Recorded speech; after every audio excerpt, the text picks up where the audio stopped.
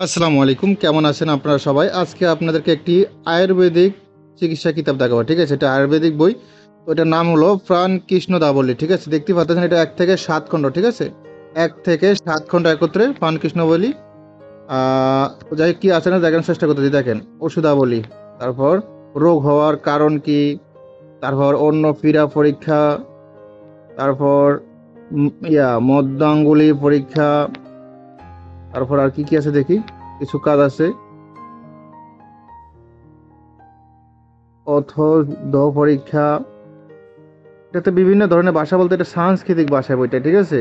বইটা হলো সাংস্কৃতিক ভাষা। দেখেন, ওষুধ পরীক্ষা, নিয়ম কারণ। তারপর আমি কিছু পড়ে শোনাচ্ছি আপনাদেরকে, তাহলে বুঝতে পারবেন। এটা কিন্তু সম্পূর্ণ বাংলা ভাষা, কিন্তু উচ্চারণ হলো সাংস্কৃতিক। মানে আমি বলি আপনার, এখানে সবকিছু লেখা আছে বাংলাতে, কিন্তু এটার উচ্চারণগুলো হলো সাংস্কৃতিক, ঠিক আছে?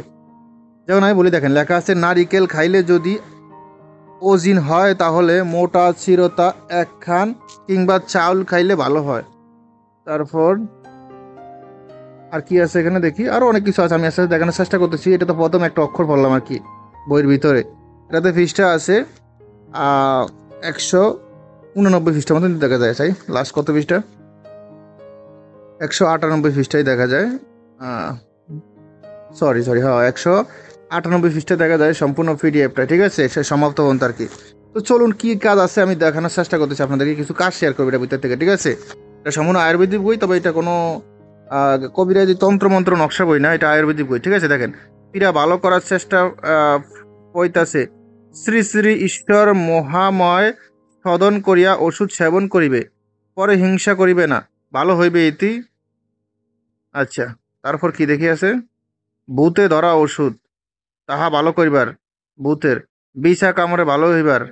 সাপে কামড়াইলে বিষ হজম হইবা যাইবার ওষুধ। কি ওষুধ দেখি, একটা ফানের কিচ্ছিত আঠা লইয়া মাটি বরিয়া কি জড়াইয়া খাইলে উহা ভালো হইবে। আচ্ছা, তারপর কি বলছে, বিশেষ ওষুধ, গোটা বসন্ত, ডাইনের জারণ, হাঙ্গরের কামড়াইলে তা ভালো করা। কুকুরের কি কি, কুকুরের কামড়ালে তা ওষুধ। কি ওষুধ, অন্য কুকুরের আহ আচ্ছা, তাই নাকি? খুবই গুরুত্বপূর্ণ একটা বিষয় লেখা আছে এখানে, জানি না।